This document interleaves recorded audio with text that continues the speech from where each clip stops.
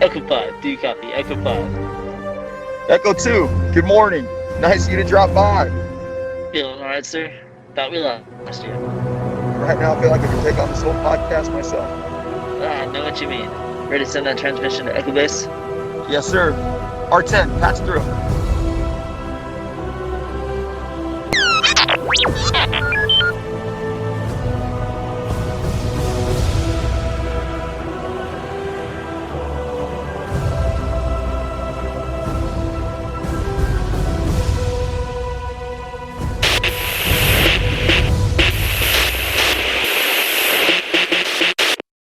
Hey guys, welcome to another episode of the Hoth Transmissions. Today we are going to be doing Andor episode 11. And just remember, before we get started, head into the description down below where you can find our link tree to our Instagram, our Discord, and a lot of our cool merch.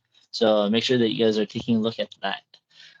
So we are going to jump into the episode. A lot of cool things happen. Things are starting to fall into place. And there's certain things in this episode that's going to be drawing our titled character back into what it seems like is going to be a trap. Because we know Marva's not feeling too well at this point. And like Olaf, she makes her farewells. I mean, they didn't waste time with it. It was, basically the opening of the episode.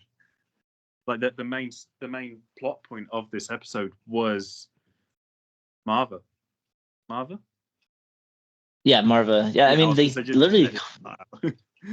Yeah, because they literally called it the daughter of Ferric, so it definitely had something to do with her. And while you said they didn't waste any time with it, it didn't feel rushed either. It felt like, oh yeah, this makes sense. Okay. Yeah, and I think because we've had the build up to it in the last couple episodes, yeah. Yeah, we kind of knew that it would be happening anyway. And with the in-home nurse, her not taking any pills and her falling, kind of like science. I'm glad that they didn't show her dying on screen, because we've already had that with Olaf, and I think that would have been just that little bit too much. We don't need to see every character die. No, and especially with a character like Marva, Olaf, his was a little bit more dramatic for the scene. Yeah. Marva isn't really necessary to. Okay, yeah, she passed of old age, so we don't really need to be involved in that. That's just extra story and just filler stuff.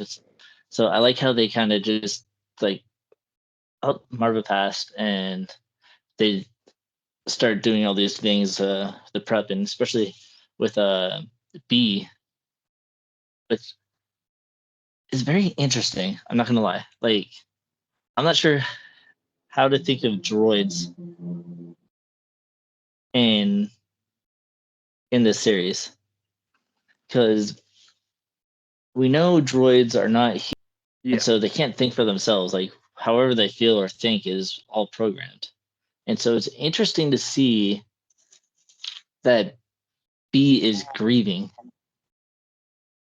To me, that's just odd for a droid to grieve over the death of their master. Well, just to sort of counter that point, R2 kind of did the same.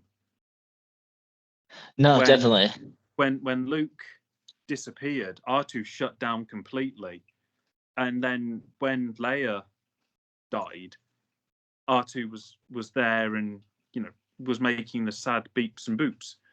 And I think droids like R2 and BB-8 and B now have got that they're not as restrained by programming. It's not like the battle droids where everything had to be uniform. It's almost like these droids are able to sort of think for themselves.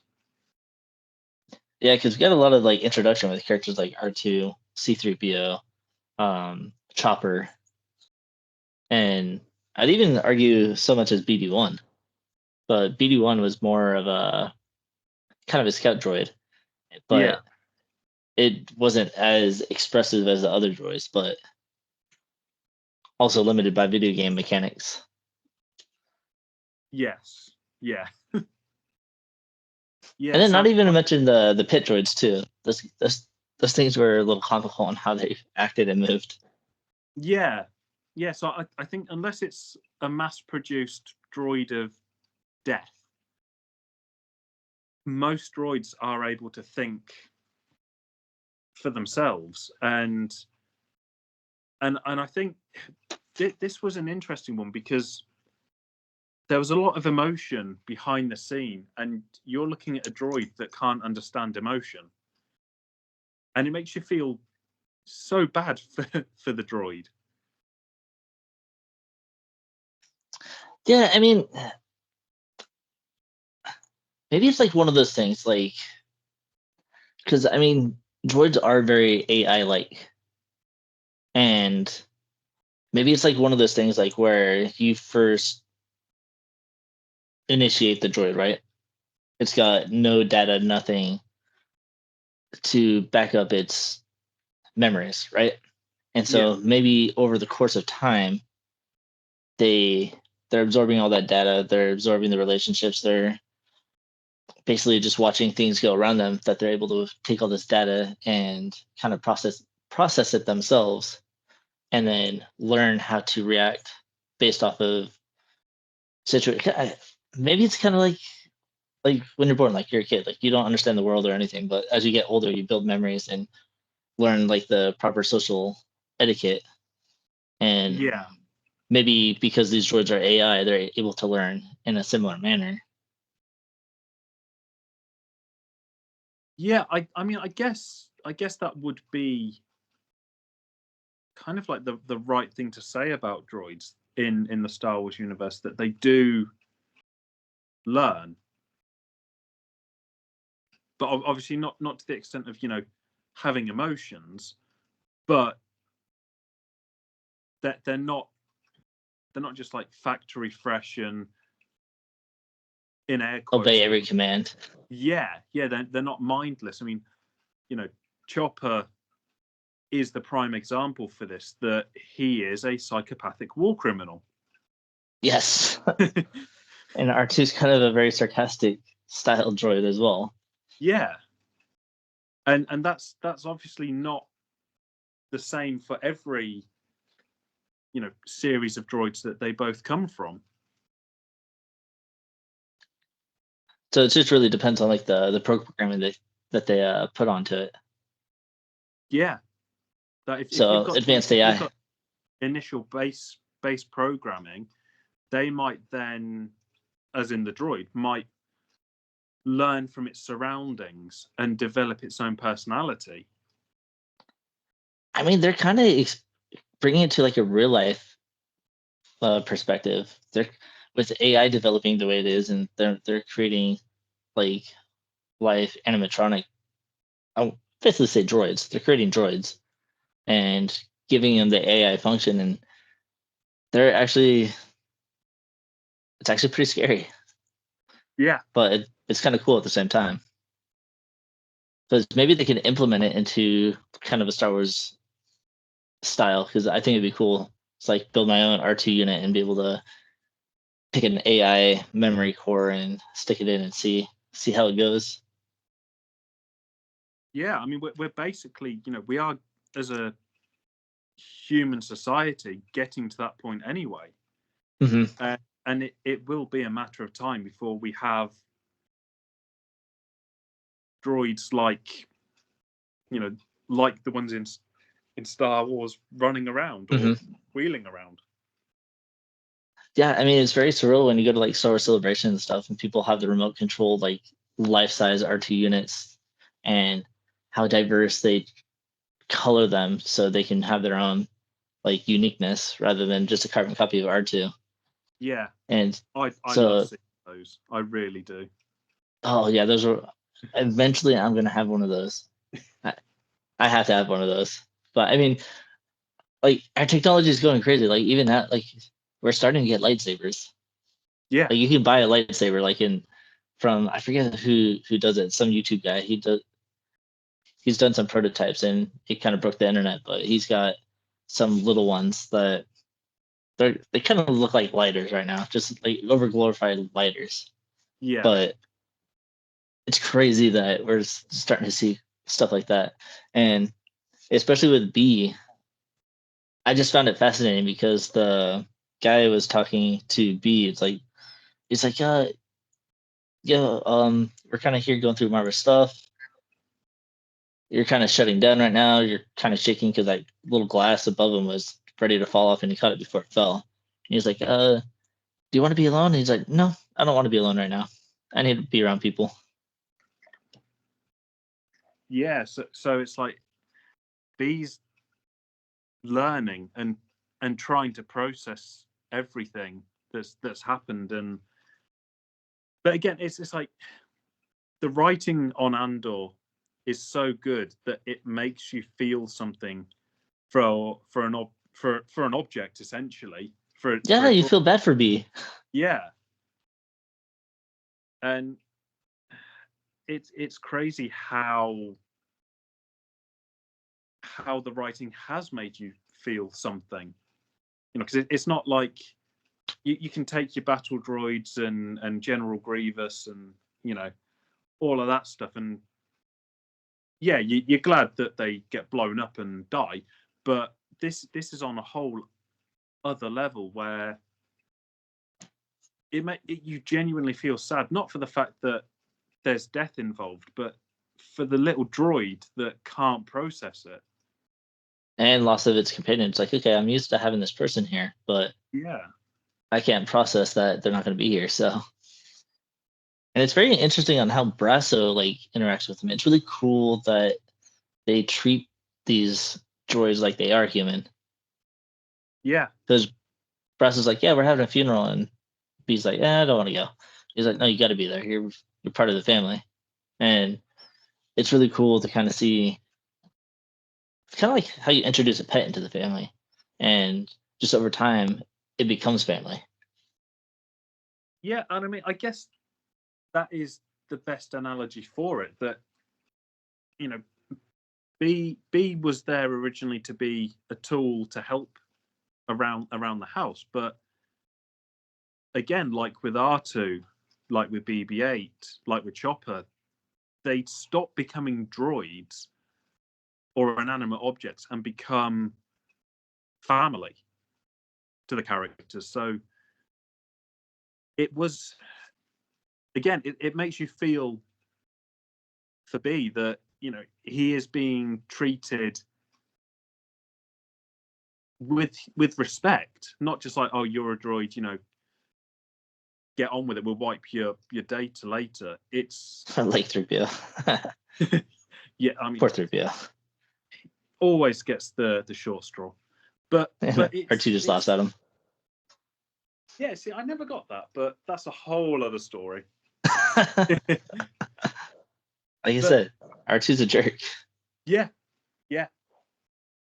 but with B, they, like you said, they are treating him like family, which then makes you feel, again, like the first 20 minutes of this episode is just hitting you hard with the feels.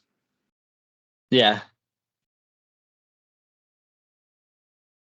Because, I mean, now that I even think about it, because later on in Cassian's story, he gets K2SO, and we've seen those security droids over and over, and they're just very one-sided, very tunnel vision. Like they're very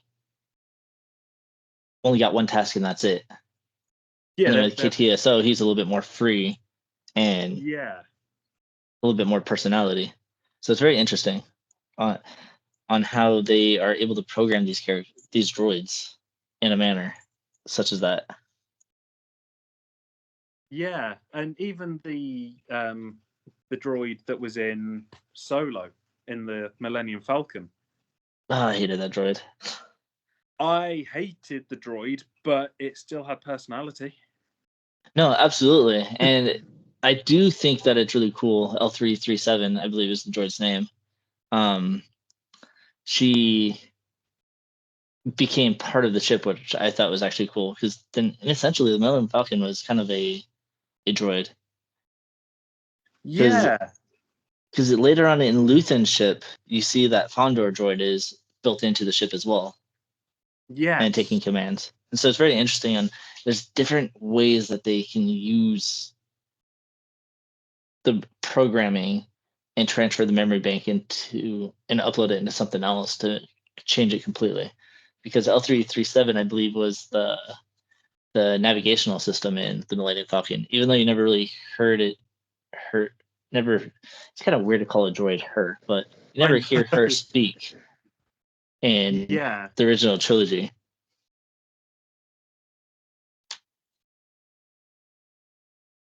Yeah. Well, that's just my little rant on droids because I was just really curious because I find it very fascinating that they're able to do something different with robots and androids and stuff and give it a more advanced AI system to it to make you actually feel for these things that aren't human or creature, and you forget that they aren't and you treat them as such. And then it's cool to see that the characters treat them the same as well. Yeah. Yeah, definitely. Because I know Anakin thought of 3PO as like his greatest creation, but he, until he went to the dark side, he always treated 3PO with care. Yeah, and on that one as well with Anakin and R2, Anakin in the Clone Wars risked That's a right. lot to get R2 back. Even when Obi-Wan's like, dude, we'll to get you another droid. He's like, no, you don't understand. R2 is the droid. He's not just a droid. He's part of our team. That is true. I forgot about that in the Clone Wars. And so it's just really cool just to kind of see a different perspective or a different like style in the writing for these characters. Because like we've mentioned before, like they focus a lot of attention on the characters, and even as something that like a droid that's not a big part of the story, but it's part of the story, and it's really cool how they're giving these different personalities to different droids. Like Dio has fear; he's afraid of everything. Like he's a little skittish droid, like almost like a mouse droid and stuff like that. Yeah. But yeah, so I mean, they didn't really focus too much on the story with B on this episode, but is the interactions that we did see with them and other characters was it's kind of heartwarming. Yeah. I was thinking the same thing. And then we get Deidre. She's not really much in the episode, but she's got a little bit of a presence because of this whole Marva death. Like we see that Marva is a very prominent character or a prominent person on this planet. And when she passed, like everybody stopped what they're doing and went outside to see what was going on to pay her respects as they kind of forklifted her out of there. Yeah. So, I mean, I guess when you're an elder person in a community like that, you do get the respect. I mean, it's the same thing with real life. I mean, I know from sort of personal experience that in the village that I'm from, a little sleepy village in the middle of nowhere, Where everybody knows her name. Yeah, it's literally like that. But that's so cool. The elder generation, like when they pass away, like the village kind of stops and does pay respects. Like even if you barely knew the person, you would at least know their name and and a bit about them. And yeah, right. It is very similar to that. Yeah, because the little town that they're in is actually looks like it's one of those type of things. Like it's a good size, but it's big enough that it's a community that knows each other. Yes. And it's not like a lot of our American cities. Like literally, I'm in a suburb here. Like when you drive, you can move into another city and not even realize you crossed the boundary because everything is so tight together, and so there's really no separations of like towns or anything, and so you kind of get lost in the community. And so it's cool to be able to see something like that or something like this in Star Wars. And Deidre uses it to her advantage because the Imperial officer comes up to her and is like, yo, they want to throw a funeral for her. Apparently she's kind of a big deal. They're doing this thing and they keep asking for permits, and even though they know we're going to say no, and Deidre's like, no, yeah, go ahead, give it to him. And he's like, what? And she's already thinking, she's like, no, throw a funeral because this is going to draw Andor here. Yeah, she's calculated the plan already, and that's She's kind of like, chilling in a way because, you know, like you say, we don't see much of Deidre in this episode at all. In fact, this is basically it. yeah, And just those few words where she's like, no, give them what they want because I'll get what I want in the end.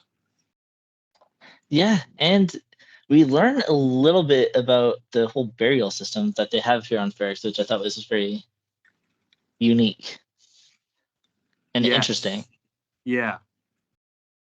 Because they burn them and they become a brick. So your ashes are inside a brick, and then you become part of the architectural structure of the city. So we're talking architecture again. Yeah, that's what I was thinking. The same thing. But I mean, Andor's full of it. Yeah, and up until Andor, it's something that I've not really paid attention to in the grand scheme of things because it's not as pushed to the forefront. But, you know, like with this episode, you know, knowing how they treat the dead, that's, you know, they become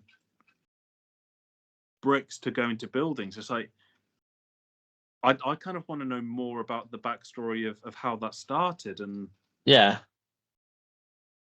like, is there a specific building that they put the bricks in, or is it just any building? Like, I need to know these answers. I was thinking the same thing. It's like, okay, yeah, okay, we turn them into brick. Oh, we're about to build a new building right here. So here's Marva. Yeah, She can be the cornerstone here or something. Or the last brick that we put on this building. Or I feel like they might have something where they have a specific place that they put them, or maybe it's like as someone dies, they add another brick to this building, and eventually, once they have enough, they can build this weird death facility. yeah. Imagine walking in a building and you know the story behind it, and every single brick there is some dead person. I'm not sure I'd go in there. It just seems kind of creepy. But I mean, in this circumstance, they have more of a reverence and respect for the dead that they probably don't have the same kind of fear that's implemented in our horror movies here in the real world. So it's kind of cool to see the different perspective that they have on death and such. Because even with like the Jedi, like they turn into Force ghosts, and Luke sees them at the end of Return of the Jedi and just sits there and smiles and does like a little nod instead of being like, "This is creepy." Yeah. But to me, I'd be creeped out walking into a building, knowing that every piece of it's part of someone. Yeah, I mean, it's like you can almost imagine that happening in real world somewhere. And but I mean, you are correct. It's creepy. You know, creepy as hell. And But it's kind of cool. yeah, It's interesting, I should say. Yeah, it's a good way to sort of, one, not have to actually bury people because that takes up a lot of land, and two, you get a building out of it eventually. Mm-hmm. I mean, I just need to know more about where these bricks go, because that's the biggest question for me now. Is these bricks are being made from the dead. Where do they go? Like they go into a building, but is it a singular building? Is it a series of buildings that are like commemorative buildings? I don't know.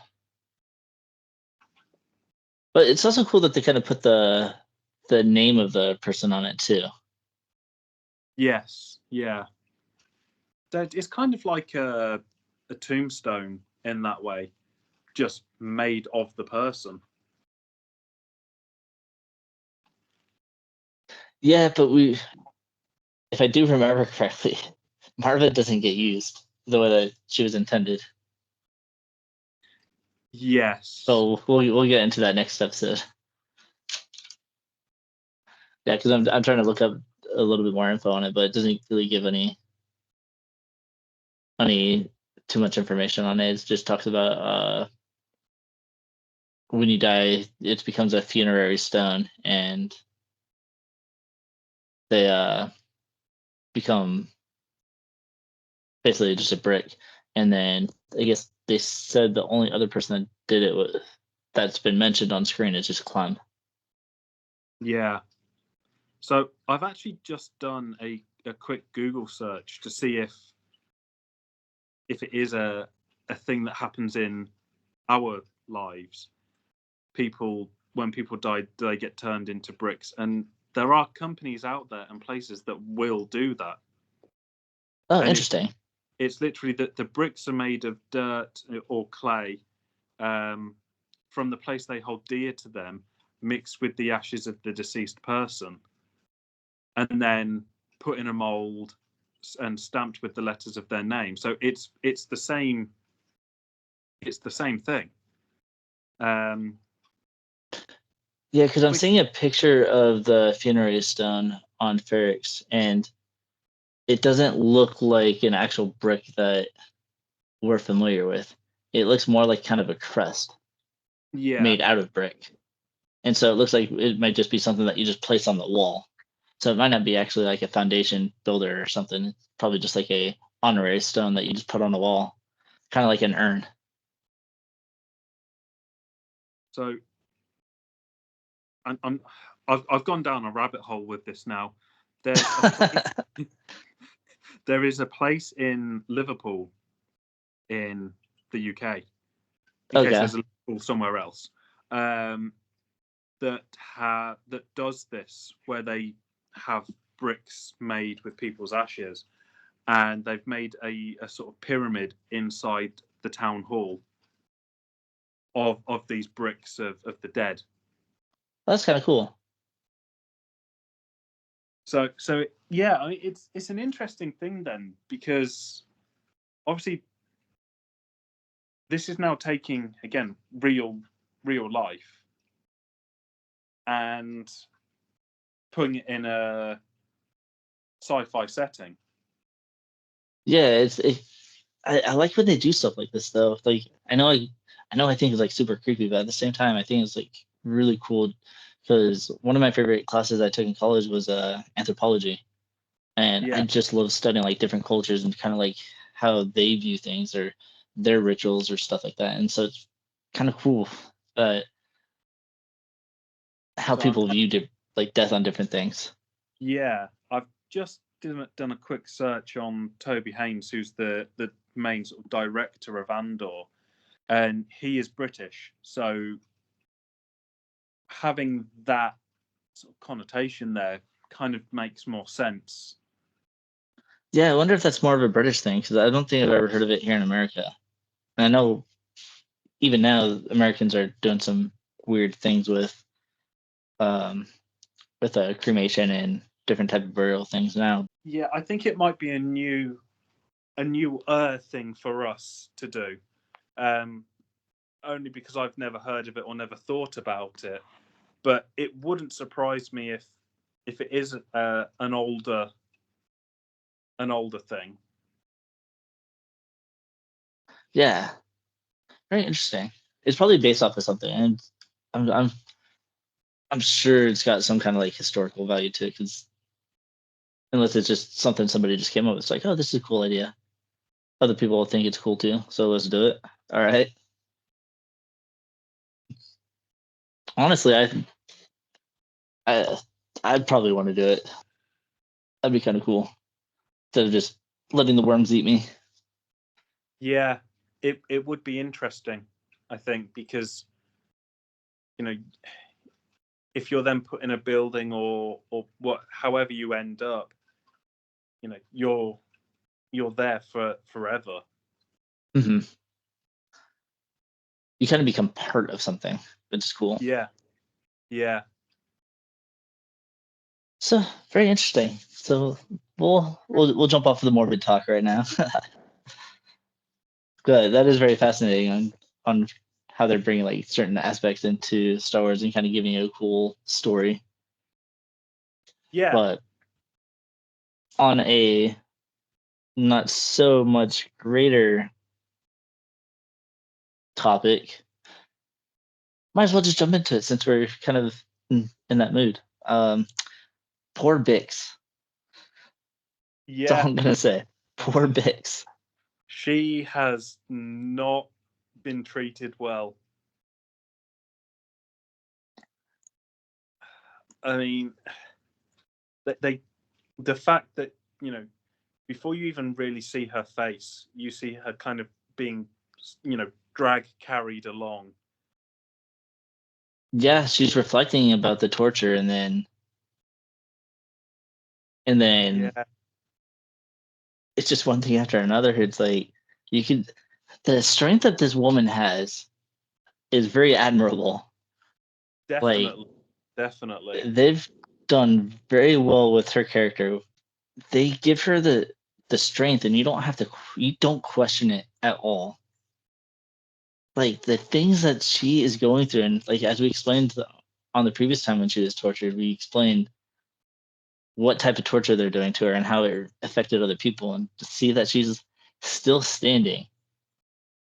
Granted, you can see the emotion on her face, but you can see that she's still not willing to give up any information.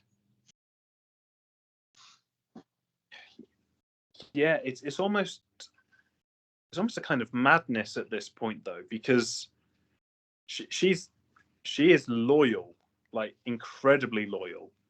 Mm-hmm. And yeah,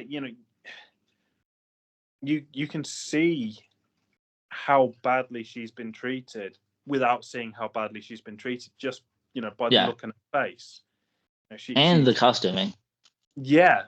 I mean, like all the makeup and everything that they've done to her, astounding. yeah, she's so pale. Her eyes are sunken back in, and she's got bags upon bags under her eyes where Shaking. yeah, it's she doesn't want to give up, though. And again, that's excellent writing.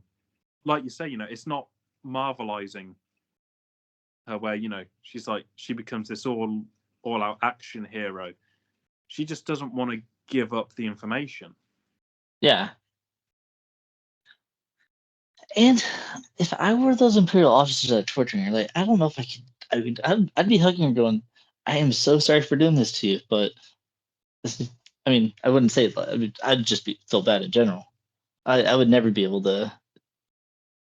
If I even started the torture, and then I'd be like, "Oh no, can't do this." I wouldn't have the stomach for it. And so, being in a room with these Imperial officers that are just like, it's just a matter of fact. They're just like, I don't care. We're so devoid of emotion that they don't care what they're putting this poor woman through. Like, they're really trying to do what they can to break her, and she's just not giving in, which is going to push it a lot further for her. I mean, at the end of the day, the Imperial guys, they're just there to do a job. They don't care where what the orders are or where they come from, as long as they do their job. That's all that matters to them. And that's again why you kind of feel so bad for Bix, because she's just been caught in the middle of everything by knowing one person.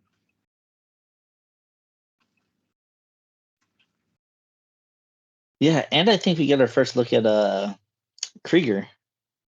Yes, yeah, the infamous Krieger that's been mentioned so many times but never seen. Yeah, and she knows that's not the person that she introduced Cassian to, but she's still not even gonna say, nope, that's not the guy. It's like, you're just gonna bring Dr. Gorse back in anyway, so forget it. Yeah, see, I would have thought that she would have just said, no, that's not the guy. But then would the ISB believe her? No, and it kind of goes back to like the whole Deidre thing. Like, it's like, you're not gonna believe me anyway, so why speak? And she might still have that same mentality. Yeah, it's in Bix's case, it's a damned if I do and damned if I don't moment where, yeah, she could say, no, that's not the person. Nobody's going to believe her. She could be saying it to cover her own backside, but again, I want to know more about what other torture she's been through. Yeah, because we just know she's been through hell. Yeah, like we saw what she was like at the beginning of the torture, and now we're seeing what she's like sort of towards the end of it, or at whatever point we're at. And again, she's been through a hell of a lot. I think at this point, all they got to say is, "Oh yeah, Marva's gone. By the way, she passed." And she's like, "Ah, crap." That'd probably like push her over. Yeah, quite possibly. Yeah. So that's pretty much all we get of her character, which is kind of depressing because we don't get to see anything else. We just assume she's getting tortured again, and so we'll most likely. But yeah, we got one more episode, so she'll definitely be back next episode, and we'll see her fate. See what happens with her. Cassian's gotta come rescue her or something. And then we got a couple other characters that kind of have small scenes. It's very interesting. Like, this episode's like, it's just kind of like glimpses of other characters. It was a really long episode, but there's like glimpses of other characters. Like, didn't have like prominent story arcs in it, but they had enough to tell you what's going down. Yeah, like, we see more of Vel in this episode as well. Yeah, and I ties in with Mon Mothma again.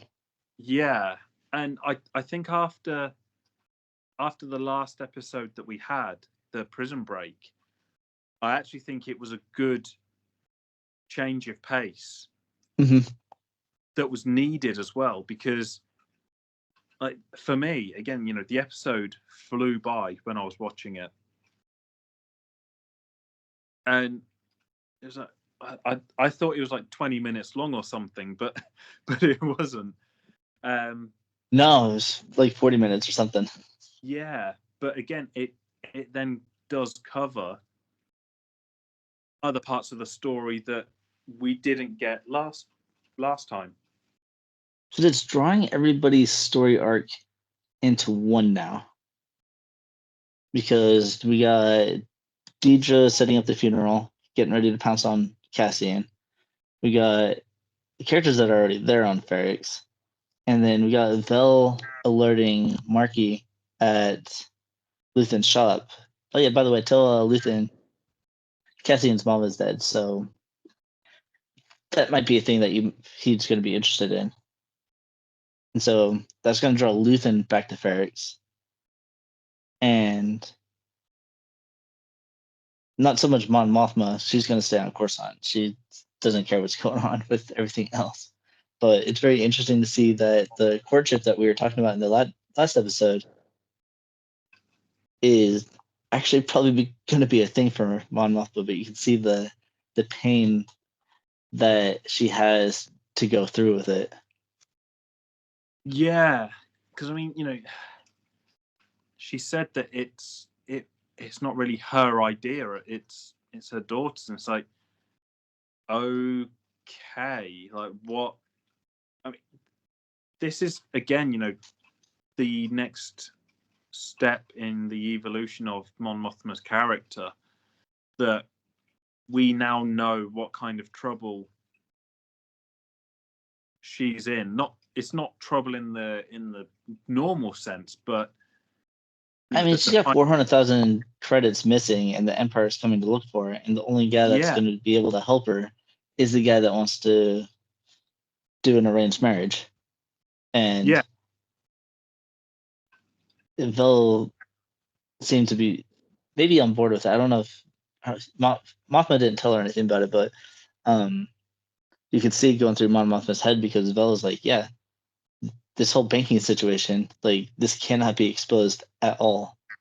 And Mothma's like, well, I have a solution for that. Yeah, I mean,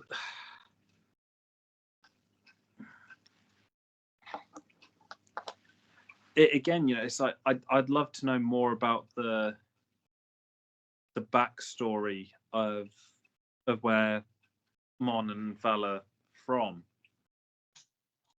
Yeah, because I want to say Chandrila, because it seems that Mothma is very familiar with the whole courtship and arranged marriage thing that comes with that culture. And when she was talking to the baker last episode, she was like, no, I don't agree with those methods anymore. Like, she's here on Coruscant now, so she's like, there's different ways to do things now, but they're all from the same background, it seems, and they want to keep tradition. Yeah, even the husband, because he's backing the daughter on this. Yeah, which makes me think then that kind of explains more about the relationship between Mon Mothma and her husband. That it's not the normal sort of relationship. It's not. It's almost like it's kind of forced upon people. Like, it's arranged marriage at the end of the day. Yeah.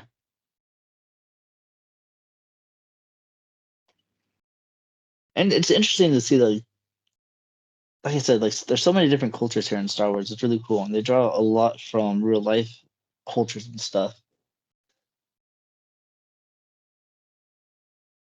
And so it's interesting that they went with this one, but I guess it makes sense because, I mean, when it's like kings in I mentioned this in the last episode, it's like kings and their territories. It's like arranged marriages with other kingdoms is a power move. And it almost seems like this is kind of the same thing. Like, Mothma has a high standing, and I'm sure the husband does too, because we hear some of the stuff that he's doing, and it seems like he's got a little bit of status. And then you got this really powerful banker that's like, yeah, let's do this. Yeah, I mean, it's another side of Star Wars that we've never seen before as well. Mm-mm. Which adds more depth to the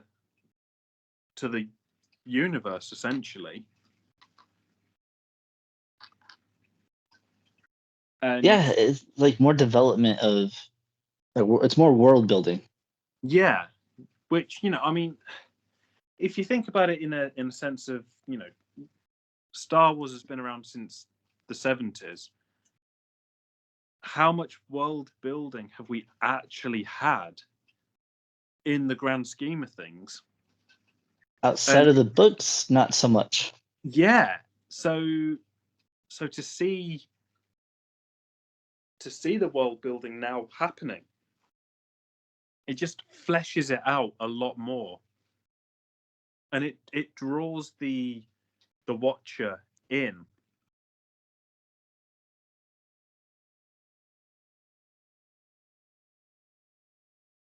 Yeah, very much so. Because like even we move into Cyril, we see another aspect of Star Wars that we don't really see too much of. And Cyril is waking up in the middle of the night and he's all disheveled in his pajamas. I don't remember the last time I've seen a character in Star Wars in their pajamas taking a phone call. I'm not gonna lie, up until a couple of episodes ago, there was no real mention of a toilet in Star Wars. Yeah, and they mentioned it in the first season of Mandalorian. Yeah. But they call it something else. I forget what they called it, but we see a lot more frequent because we saw it in the prison. Yeah. Which you're referencing. Yeah. But yeah, that's also been a very interesting thing. It's unfortunately for sort of most sci-fi or spaceship sets productions, TV movies, that the toilet is something that is very rarely mentioned or seen.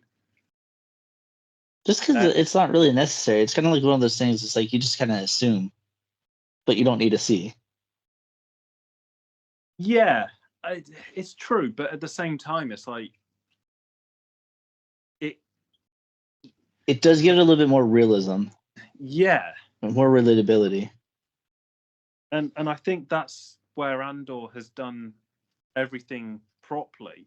That they do mention and show the toilet. It's without being like graphic or like annoying about it. It's like, oh yeah, he's in the bathroom cutting a pipe and he's standing on the toilet. Yeah.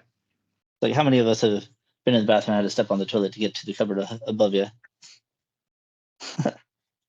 Yeah. So and that's the thing. It's like it's a detail like that again, in a lot of sci-fi things just gets overlooked. And you are correct. You could assume that we don't need to know that there is a toilet on board whatever ship they're on. But it's like the Millennium Falcon. Is there a toilet on board? I'm assuming there is, but I know like a lot of like the models and sets don't show one on there. And that's weirdly my point, that yeah, because it's not shown, you don't really know. So it's like, do people in these movies actually use the toilet? I mean, you would assume so. Yeah, I mean, I would like to think. But yeah, very very interesting.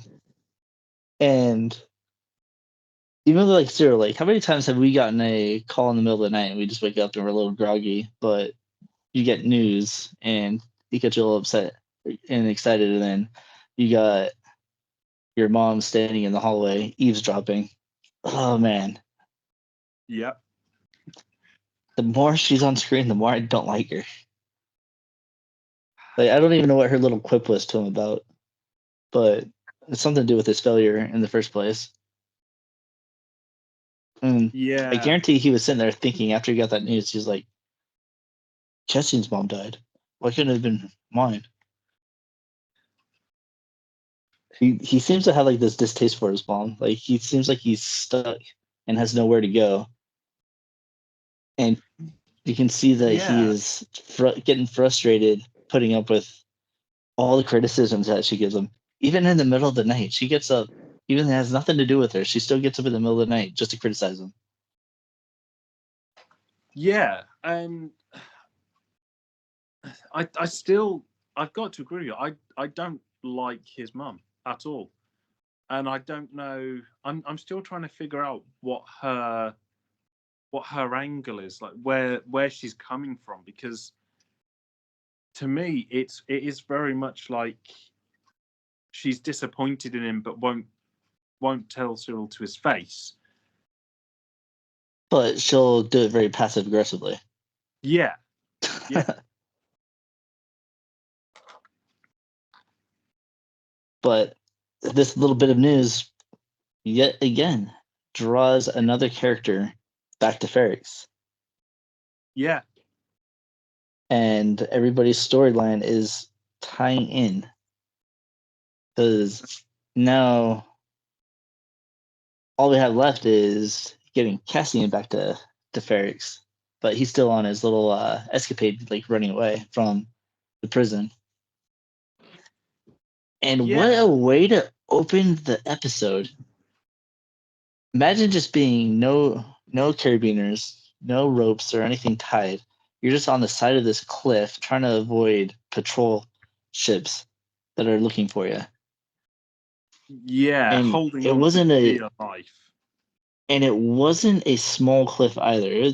They were climbing for a while. Like, to attempt that without any gear, massive feat of strength at that point. Because you let go, you're done.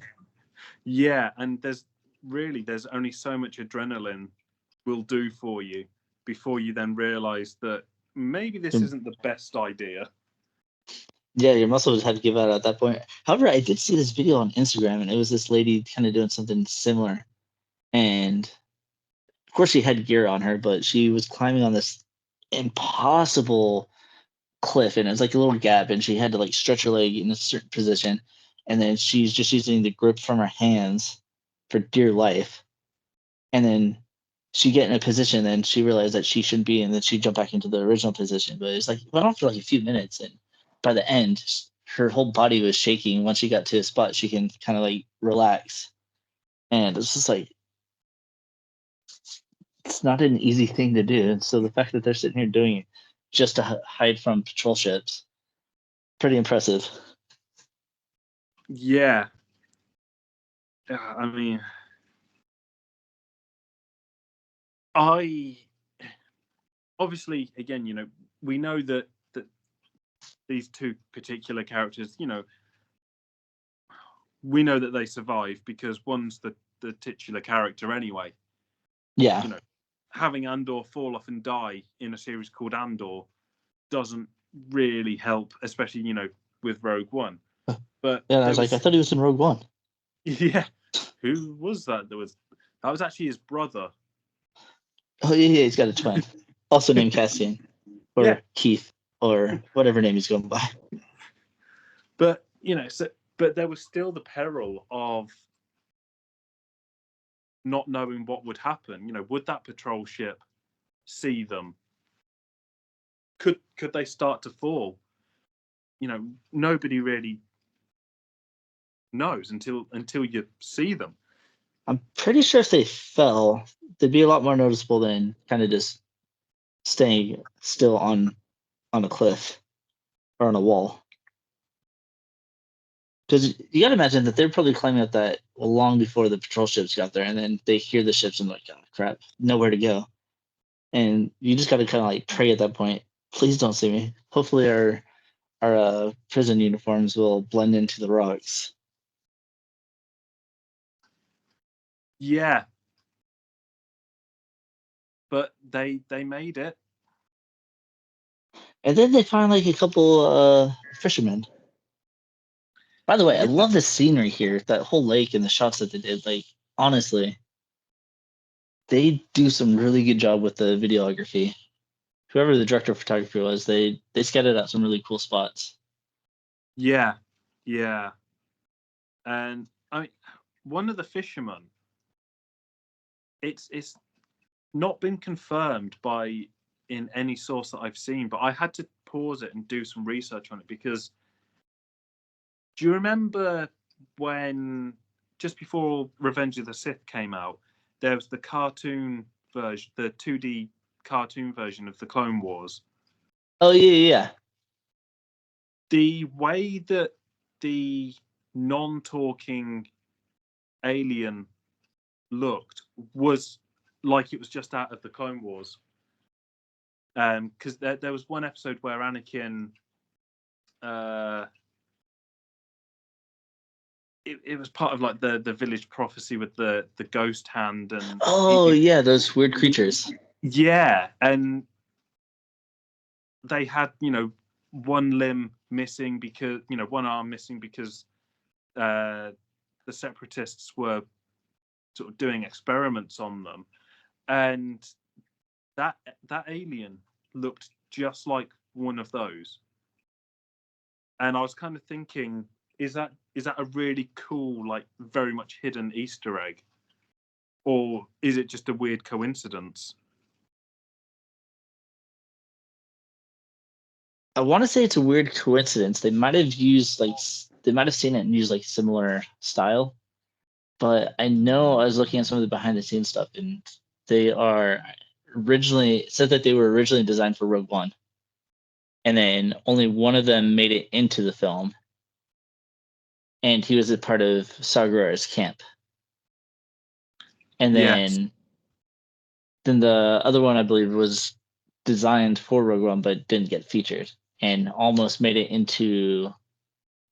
It looks like they're saying they're going to use him for the Castle Mine sequence in Solo, but instead didn't make it into that either, and so they're using him here. But their ship was originally going to be a quad jumper, which they kept true here as well, which was also first seen in Unkar Plutt's yard in The Force Awakens. Because Rey even says something, it's like, "Oh, let's take the quad jumper," and then it blows up. Yeah. But then we did get the Millennium Falcon back, so I mean, win-win. Yeah. But no, I love that reference, about the quad jumper, because obviously there's going to be more than one of those kicking around, and it's just good to see it, and then think and be like, oh wait, one of those blew up in the Force Awakens. The Force Awakens, yeah. Yeah. The interaction with these aliens, though, like they're trying to steal that quad jumper, and it's just funny because they're just like, all right, if we run really fast, we can steal it before they can get to us. And these aliens are like, yeah, that's not happening. It's like, we may not be able to catch you, but we're fishermen. Come on. Like, you really think we're not prepared? Let's go. And they get trapped in like this weird net. Yeah, I do not want to be caught in that net at all. It did not look it Comfortable. Yeah, something about it just it doesn't appeal to me. Yeah, no. But it's interesting how they like recalled them off them like super quick. It was like very fluid. Yeah, I think that's why I didn't like it, because it was almost a fluid-like substance. Yeah, it's some type of weird material. Definitely. Very alien. As I say, if somebody's catching fish with that, I would make sure that fish was washed very, very well before consuming.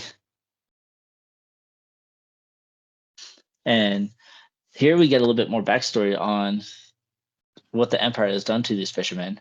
And I know I mentioned it in a little bit of a description of the prison from the last episode of the one before about how that facility damaged the waters for all the fishermen. And here you get these two guys going, yeah, your little prison has caused a lot of issues for our planet. Like, it caused squigglies, which is probably some type of fish. They left, so we're not getting as much food, and we can't really drink the water. And Cassian's like, yeah, it's not us. I swear, we're prisoners. We have nothing to do with this. This is all the Empire stuff. But it's interesting that they actually kind of like take a liking to this too, and end up it's like, all right, fine, we'll take you. Where do you guys need to go? Niomis? All right, sure. We're done fishing here. Let's just go. Yeah, and that's kind of like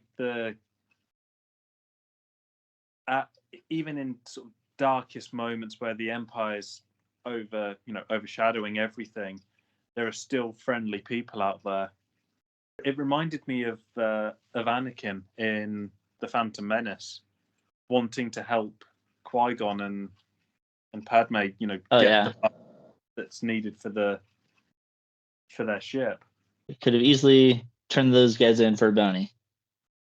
Yeah. Ends up taking Cassian back to his hidden stash, which I'm surprised was still there.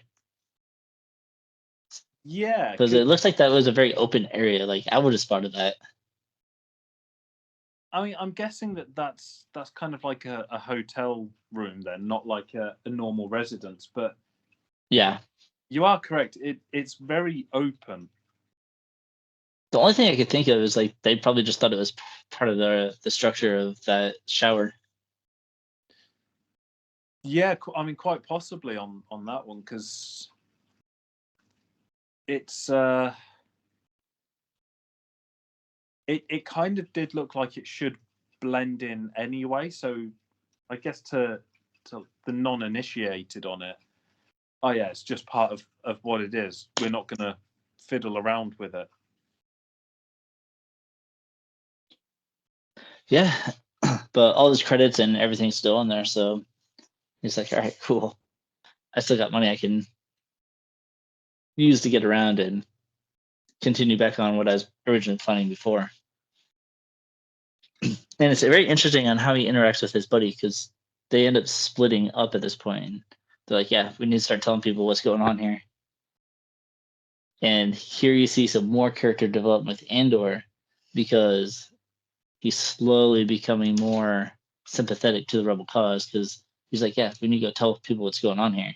And the more he thinks like that is the more going to put him on the path that we see him in Rogue One. Yeah. But I also think, because at this point, Cassian has been told the news about Marva. Oh, yes, that's right. I forgot about that, because he was calling his buddy Zanwan, or I think that was his name. Which I found very funny, this whole interaction. Not the fact that he found out his mom was dead. That wasn't, that's not funny, but the rest of it is, because he's like, Cassian? He's like, oh, no names. And then he mentions his friend's name right after that. And then he's also given Marva's name up. So it's like, all right, well, it's too late for not using names at this point, bro. I don't know if you caught that. Yeah, no, I did. And it was like, okay, but maybe he was kind of just referring to his name. But I'm assuming so. But then why say no names and then say names? Yeah, I think it's mainly. I think you're on point with that. I think it was more like, no, don't use my name around, because I'm kind of a wanted man. Zanwan's not wanted at all. I mean, he's already been questioned a little bit, but as far as Marva, that'd probably be the only thing that would be a questionable thing, because if the Imperials are listening on that comm link and they hear the name Marva Andor, they're like, okay, all right, let's tap into this one and see what's going on here. Yeah, it kind of gives it away more in a way that's not. It's by sheer stupidity. Yeah, because who else would be calling about Marva off planet, Yeah. So very, very interesting for sure. And so then that is how we're going to get Cassian back to Ferrix in the next episode. So it's going to be very interesting to see how these characters kind of move together on the same planet. It's going to be like one of those, like, Cassian walks behind Cyril, goes around a corner, and Cyril turns around, it's like, oh, and then misses him by a hair. I feel like it's going to be one of those cat chase types episodes, but you never know. Like I said, I don't remember what goes on. The only thing I really remember is the bunch of explosions. So I'm excited to kind of see all that happening again. And then we get the return of Saw Gerrera. Very interesting on this aspect. Yeah, because at this point, it's hard to try and explain, because it's hard to just explain Saw Gerrera's character anyway, because he's kind of all over the place in terms of, he's a rebel, but also an extremist. And we see Luthen turn up there again, and we get the nice shot of the two X-wings that are parked out the front. Oh yes, I quite enjoyed that. In the black and white or black and light grey colours, which the model maker in me is just so excited to do at least one of those, because it's a different colour. But yeah, so we see that, and it kind of then escalates very quickly. Yeah, they start questioning each other. Yeah. So I was like, all right, I'm on board with Krieger. Let's do this. Maybe you don't want to do that quite yet. Wait, how do you know all about this? Are you ISB or something? Like, no, I'm just really good at listening. But it's interesting that he's still telling Guerrero to go through with it, so they can confuse the ISB. Yeah. And he's asking him to kill 30 of his men, plus Krieger. Yeah, I'm beginning to not like Luthen as a character, but in the way that, again, it's a weird one for me, because what Luthen's doing is, somewhat logical. He's kind of keeping the best chances for a victory back, while letting other people get thrown under the bus. Yeah, because we're seeing a little bit more of the darker side of the rebellion that we saw in Rogue One, that we never saw before. Like, we always see the rebels, like, yeah, they're the good guys, they don't do anything wrong. It's like, nah, some of them have morals, but there's others that know what need to be done and are willing to take those to take that cost. And because he's even like, so I was like, okay, well, what's stopping you from doing the exact same thing with me? And it's like, well, one thing is, my face, I've met you a lot more than I've done Krieger. Krieger doesn't even know who I am or what I look like. We've only done transactions. And so that's why he's willing to give up Krieger, because he's less of a threat than Saw would be.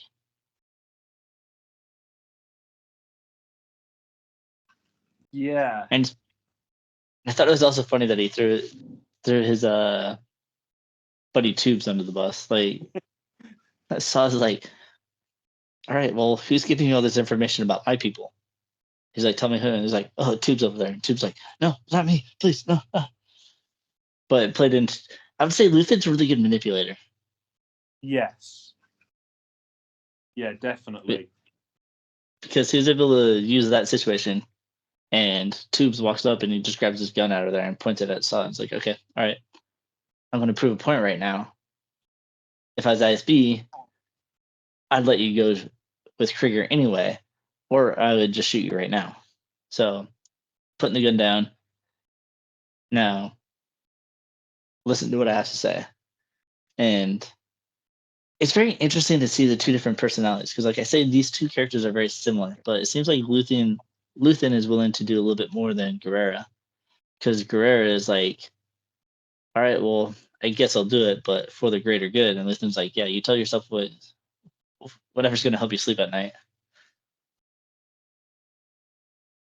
Yeah, that just on the character comparison. I mean, we know from the Clone Wars days that we know what Saw Gerrera is like, but Luthen, he's very much a wild card still to me. He seems very cold. Well, Saw believes whatever he's doing is for the good.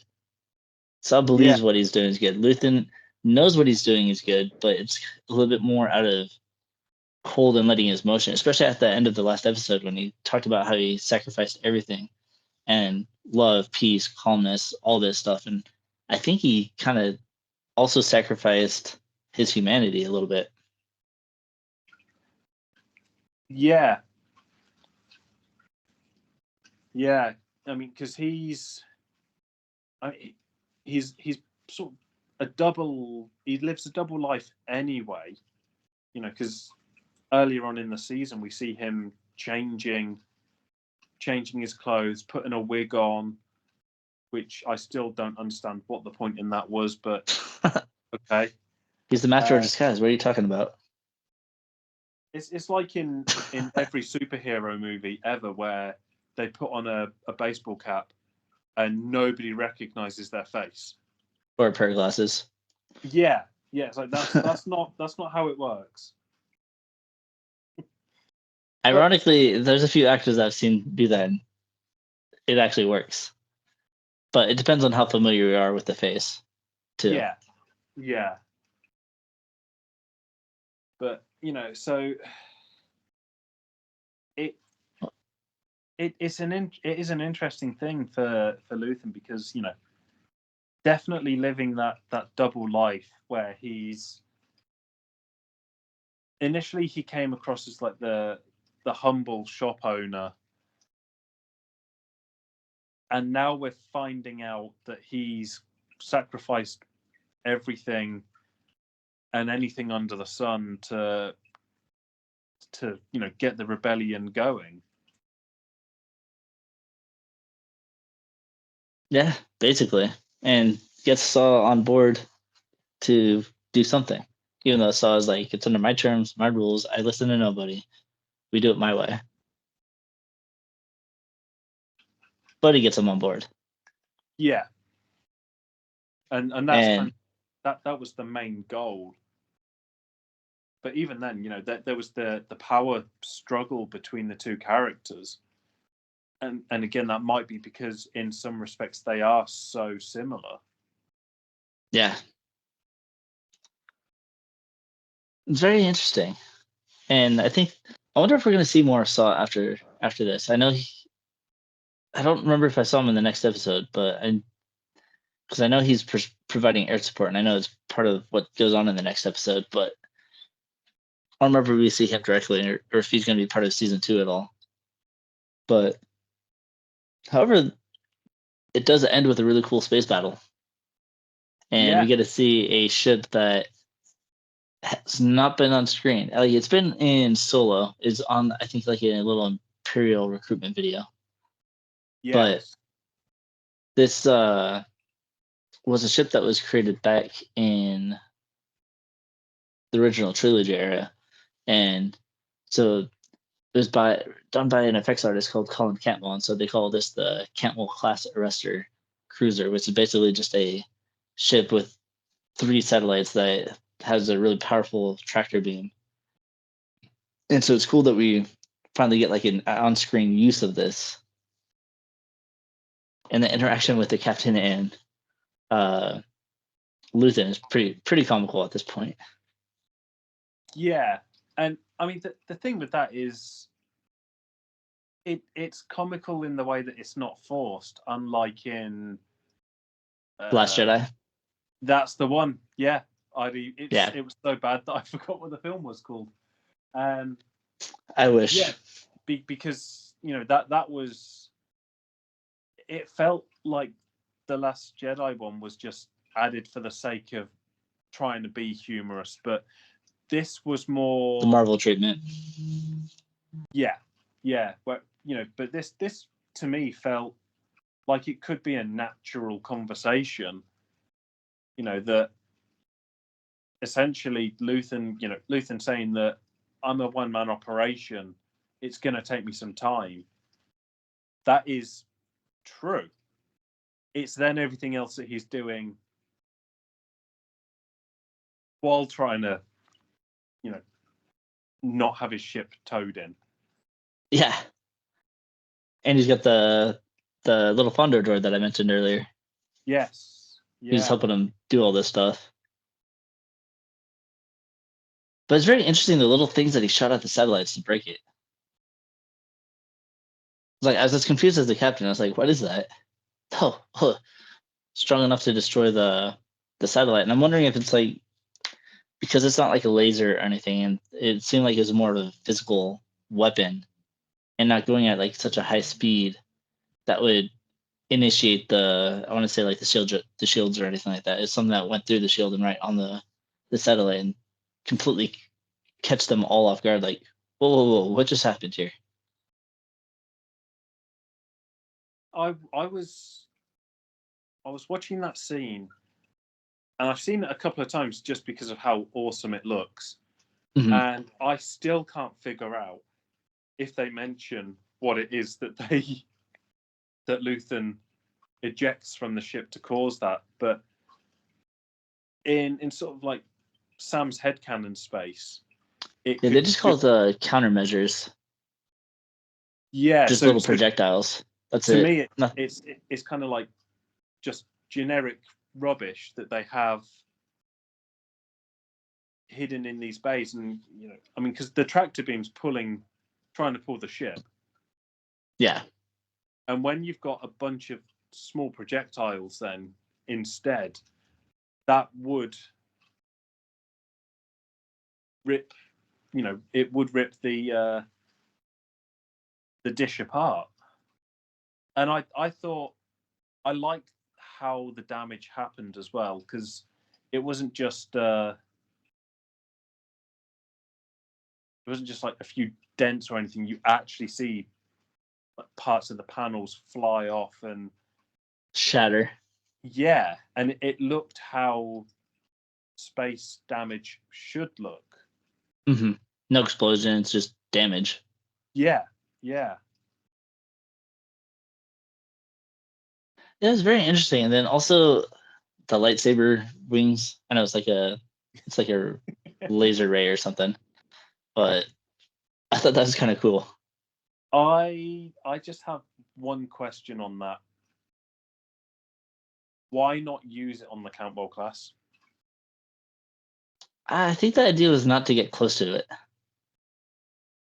I mean, Luthen, I mean, if he does fly past the main windows.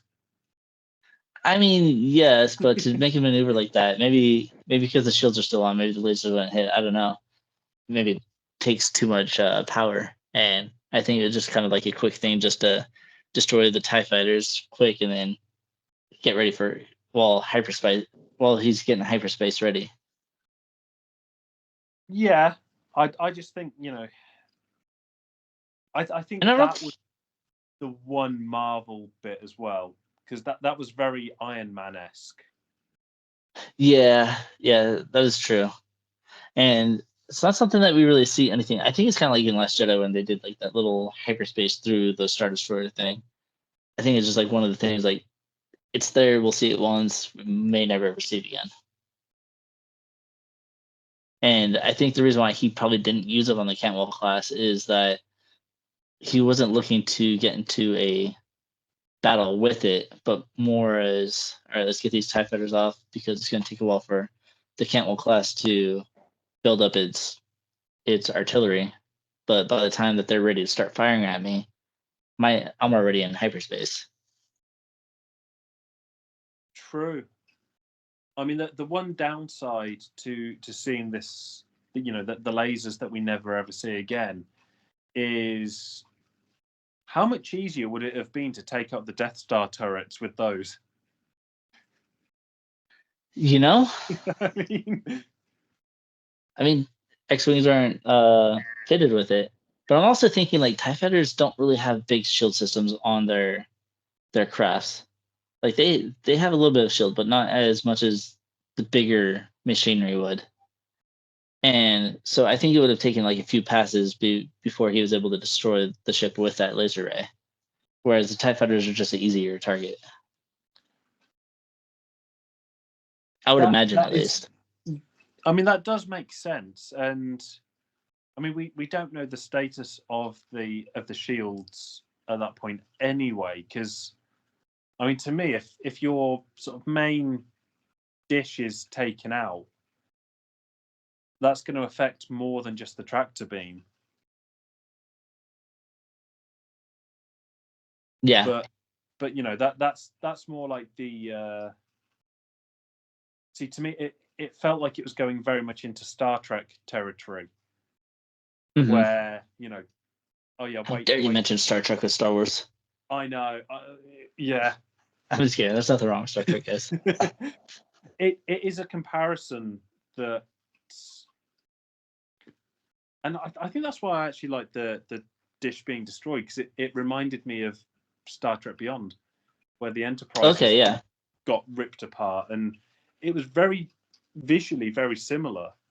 Only I think I gotta say Star Wars did it better. Yeah, just because this technology is better at the moment. Yeah. But for the time, Star Trek Beyond, that it was pretty visually pleasing for the time. But yeah, very interesting. It allows him to get out of there, though. He's like, all right, tractor beam's down. All right, all their ships that they sent at me are destroyed. All right, cool beans. Time to get out of here, guys. And that's where we will see him next week on back down on Ferris, I believe. Yeah, I can't remember where all these characters end up. And so I'm looking forward to getting into the next episode and seeing what happens. Yeah, me too. It's gonna be fun. It's gonna be crazy. It's gonna be a ride for sure. A roller coaster. Yeah, because I mean, you know, let's face it, the last few episodes that we've had have all been roller coasters, and the next one's going to be even bigger. Yeah, because a lot's going to be happening in the next episode for sure, and so it's gonna be fun. So that's gonna wrap it up for this episode, guys. So again, next week we're gonna have a lot of the different story arcs moving in together, and so it's gonna be very interesting to see how everything plays out from how everything has been built.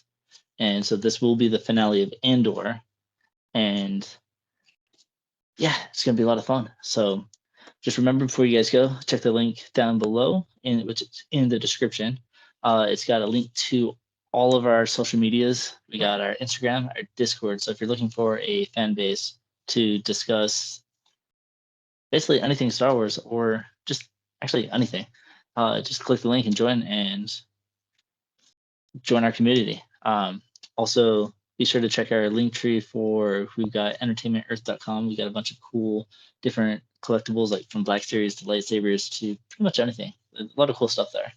And then if you're looking for some cool new shirts, click our Teespring. We got some designs that we think you'll like. So, or they make great gifts for other friends or family as well if you got any birthdays or anything coming up. So give it a look and see if you guys are interested. So we will see you guys next week, and may the force be with you always.